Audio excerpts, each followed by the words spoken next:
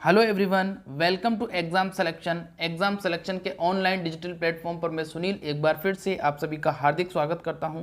दोस्तों, अपनी live test series चल रही थी जेट, आईसीआर, बीएचयू, एमपीपीएटी, यूपी के टेट 2022 के लिए जो स्टूडेंट तैयारी कर रहे हैं उनके लिए 2021 तक जो प्रश्न पूछे गए हैं वो सभी महत्वपूर्ण प्रश्न मैं आपको इस सुपरफास्ट टेस्ट सीरीज में सॉल्व करवाता हूं। तो पहली बार जुड़े हो तो प्लीज़ चैनल को सब्सक्राइब कर लीजिए, वीडियो को लाइक कर दीजिए। फिर शुरू करते हैं आज का हमारा रोमांचक सफर। तो चलिए शुरू करते हैं। क्वेश्चन नंबर फर्स्ट की तरफ बढ़ते हैं। क्वेश्चन नंबर फर्स्ट है, प्रजनक बीज का दूसरा नाम क्या है? ए है आधार बीज, बी है मातृ बीज, सी है प्रमाणित बीज और डी है मूल केंद्रक बीज। यहाँ पर पूछा गया है प्रजनक बीज का। प्रजनक बीज जो है उसका बताना है दूसरा नाम क्या होता है। प्रजनक बीज की अगर बात करें तो सबसे पहला जो बीज होता है वो मूल केंद्रक बीज होता है और मूल केंद्रक बीज के बाद में दूसरा प्रजनक बीज होता है।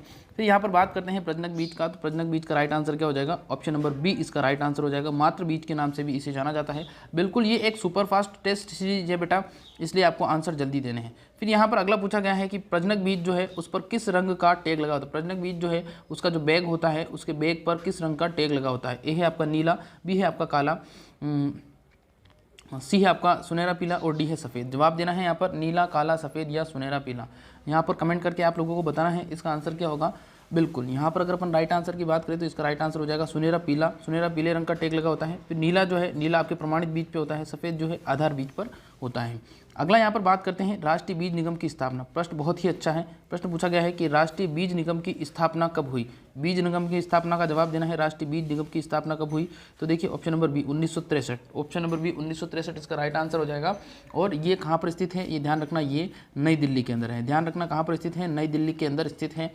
फिर अगला यहाँ पर देखिए, अगला प्रश्न पूछा गया है राष्ट्रीय एग मार्क की शुरुआत कब हुई? जवाब देना है एग मार्क जो है वो एग्रीकल्चर मार्क है, एक प्रकार का जो प्रमाणिकता बतलाता है। किसकी प्रमाणिकता बतलाता है? खाद्य पदार्थों की प्रमाणिकता को बतलाता है। यहाँ पर ए है आपका 1937 में, बी है 1947 में, डी है 1976 में और डी है 1957 में। जवाब देना है जो एग मार्क है आपके, एग मार्क की शुरुआत कब हुई थी? ये बहुत ही इंपॉर्टेंट प्रश्न है बेटा, हमेशा पूछा जाता है।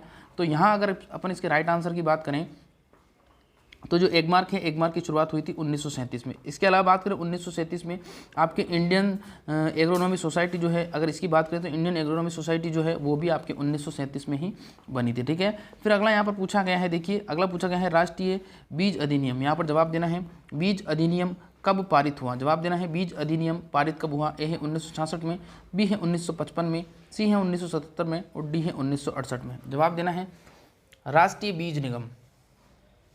राष्ट्रीय बीज निगम की बात करें तो राष्ट्रीय बीज निगम जो है वो आपकी अगर बात करें कि कब पारित हुआ तो राष्ट्रीय बीज निगम 1966 में। ध्यान रखना 1966 इसका राइट आंसर हो जाएगा।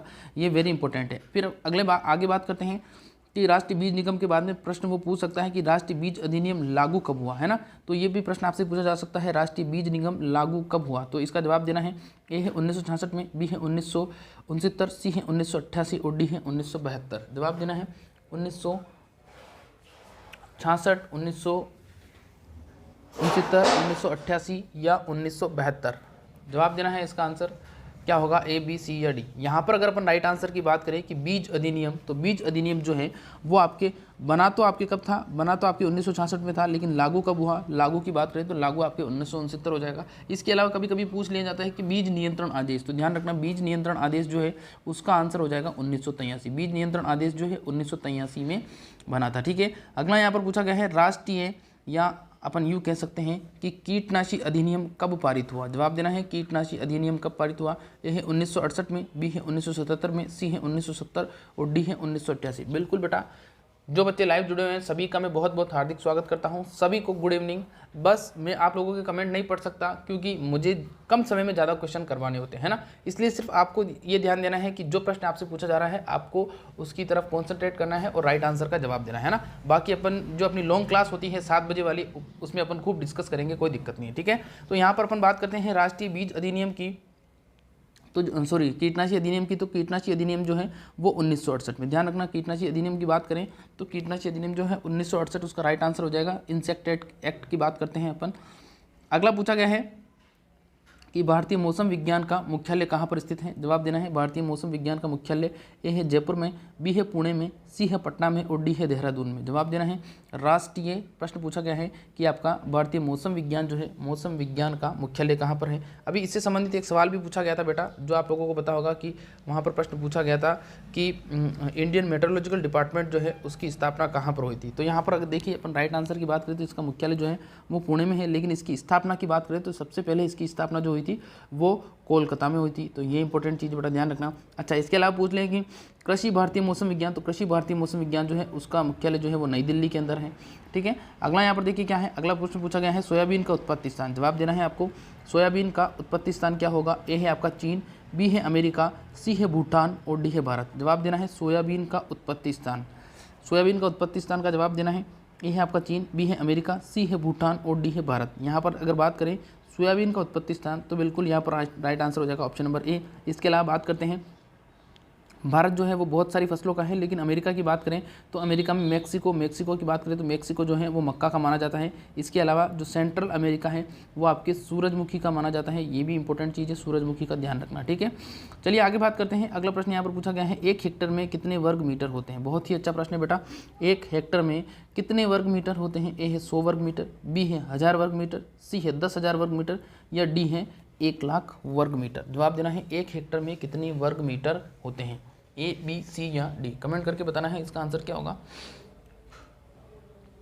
1 हेक्टर की बात करते हैं तो देखिए 1 हेक्टर की अगर अपन बात करें तो 1 हेक्टर में वर्ग मीटर की बात करें तो इसका राइट आंसर क्या हो जाएगा, ऑप्शन नंबर सी वाला इसका राइट आंसर हो जाएगा। 1 हेक्टर में 10,000 वर्ग मीटर होते हैं। या एकड़ की बात करें तो 2.47 एकड़ है ना। एकड़ की बात करें तो एकड़ का ध्यान रखना, एकड़ का आपसे पूछ सकता है तो एकड़ का हो जाएगा 2.47 एकड़। बिल्कुल बेटा, एक बार इसको लाइक कर दीजिए, अगर अभी तक लाइक नहीं किया है तो शेयर भी कर दीजिए, और नए बच्चे हो स्टूडेंट हो तो इसको सब्सक्राइब भी कर सकते हो आप, है ना। और रोजाना शाम को 7 बजे भी अपनी लाइव टेस्ट सीरीज लगती है जिसमें मैं मॉडल पेपर आपको सॉल्व करवाता हूँ। यहाँ पर अगला प्रश्न है गेहूं का उत्पत्ति स्थान। जवाब देना है आपको ए है दक्षिण पश्चिम एशिया, बी है जापान, सी है दुबई और डी है इराक। यहाँ पर जवाब देना है गेहूं का उत्पत्ति स्थान जो है वो क्या होगा। गेहूं का उत्पत्ति स्थान के बारे में बात करें ए बी सी या डी।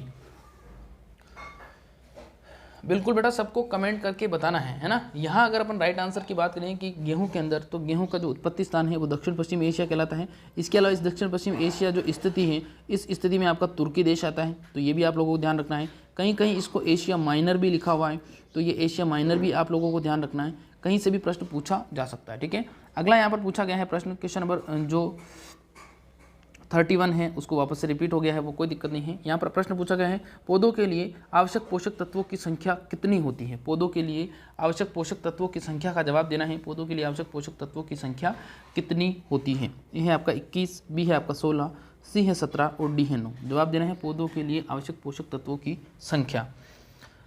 आवश्यक पोषक तत्वों की संख्या की अगर बात करें तो पौधों के लिए जो आवश्यक पोषक तत्वों की संख्या होती है बेटा वो कितनी होती है, वो होती है आपके ऑप्शन नंबर सी, इसका राइट आंसर हो जाएगा। वैसे 16 माने जाते हैं, लेकिन अगर बात करें तो 17वां पोषक तत्व निकल होता है और इसकी धान को आवश्यकता होती है। अगला यहाँ पर बात करते हैं, अगला प्रश्न पूछा गया है गंगा 2। प्रश्न पूछा गया है गंगा 2 किस फसल की किस्म है। ए है गेहूं की, बी है मक्का की, सी है जौ की और डी है धान की। तो गंगा 2 की अगर बात करें तो गंगा 2 है आपकी किसकी किस्म हो जाएगी, गंगा 2 हो जाएगी आपके मक्का की उन्नत किस्म है, ध्यान रखना। अगला यहाँ पर देखिए क्या है, थोड़ा सा बेटा थोड़ा सा जल्दी है मुझे। अगला यहाँ पर प्रश्न पूछा गया है राजस्थान का कुल भौगोलिक क्षेत्रफल कितना है। तो राजस्थान का जो भौगोलिक क्षेत्रफल है ये भी आपके जेट के एग्जाम में पूछा गया है बेटा एक बार, तो ध्यान रखना राजस्थान का जो भौगोलिक क्षेत्रफल है वो उसका राइट आंसर हो जाएगा option number A. Right answer option number A हो जाएगा 3,42,239 वर्ग मीटर, इसका राइट आंसर हो जाएगा। ठीक है, अगर बात करें एक बार प्रश्न ऐसे भी पूछा गया था कि राजस्थान के भारत के संदर्भ में राजस्थान का कुल कितना प्रतिशत जोग्राफिकल एरिया है। तो राजस्थान जो है भारत के कुल जोग्राफिकल एरिया का 10% हिस्सा कवर करता है।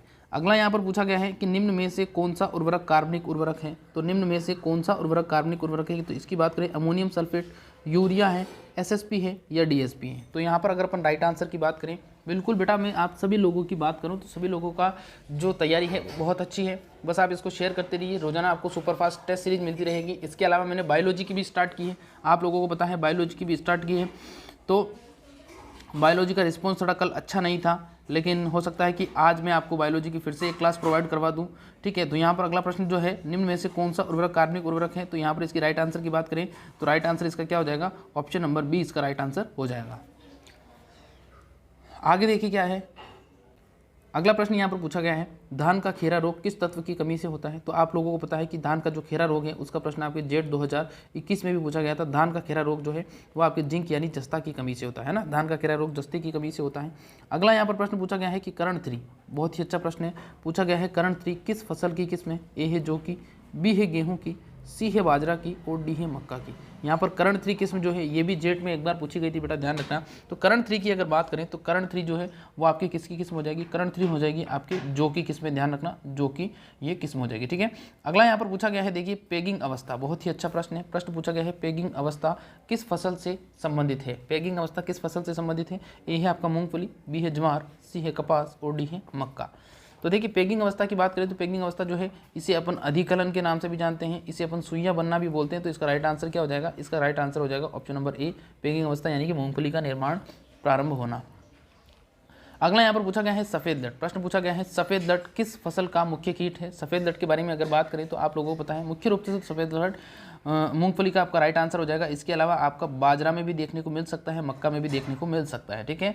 होलोट्रिकिया कॉन्सेनुगुनिया इसको बोला जाता है बेटा। कपास किस कुल का पौधा है, ये प्रश्न भी आपके जेट के अंदर पूछा गया था एक बार, भिंडी का भी पूछा गया था, क्योंकि इन सभी की फैमिली क्या है, मालवेसी है। तो इसका राइट आंसर क्या हो जाएगा, कपास मालवेसी कुल का पादप है। ध्यान रखना तंबाकू जो है बेटा, तंबाकू सोलेनेसी कुल का हो जाएगा, ठीक है। तो अगला प्रश्न यहाँ पर पूछा गया है क्वेश्चन नंबर 40, आज का आखिरी क्वेश्चन जो है, ये क्वेश्चन की बात करें तो ये क्वेश्चन पूछा गया है चिकपी। प्रश्न पूछा गया है चिकपी जो है, चिकपी किस फसल को कहा जाता है। ए है चना, बी है मूंग, सी है सरसों और डी है बाजरा। जवाब देना है चिकपी किस फसल को कहा जाता है। तो चिकपी की अगर बात करें बेटा तो चिकपी चना को कहा जाता है और ग्रीन ग्राम किसको कहते हैं, मूंग को कहते हैं। तो उम्मीद करता हूँ आज का ये लाइव सेशन आपको अच्छा लगा होगा। अच्छा लगा हो तो प्लीज़ वीडियो को लाइक और चैनल को जरूर से सब्सक्राइब करिएगा। और रोजाना मैं शाम को 7 बजे इसी चैनल के ऊपर मॉडल पेपर सोल्व करवाता हूँ जेट ICR BHU के, उसको भी आप फ्री ऑफ कॉस्ट ज्वाइन कर सकते हो। इसके अलावा बायोलॉजी के भी मैं मॉडल पेपर सोल्व करवाता हूँ ठीक 9 बजे इसी चैनल के ऊपर, वो भी आप ज्वाइन कर सकते हो। तो इस वीडियो में इतना ही, थैंक यू।